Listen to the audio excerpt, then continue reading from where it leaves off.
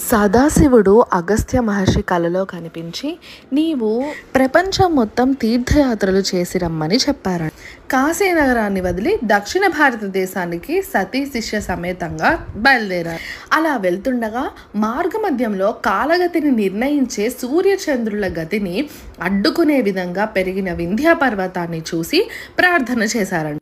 సృష్టి స్థితి లయ గతిని యథావిధిగా జరిగేటట్టు చూడు అని ప్రార్థన చేయగానే వింధ్యా పర్వతాన్ని సాధారణ స్థితికి తెచ్చారండి. దక్షిణ దేశంలో ప్రతి పుణ్యతీర్థ స్థలాన్ని సందర్శించి అక్కడ ఒక శివలింగాన్ని ప్రతిష్ఠించారంట. అలా ప్రతిష్ఠించిన శివలింగంలో ఒక శివలింగమే మన ముక్కోటిలో ఉందన్నమాట.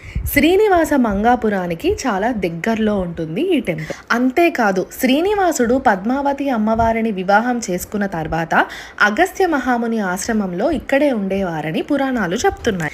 నది గర్భంలో ఉన్న పురాతన మండపంలో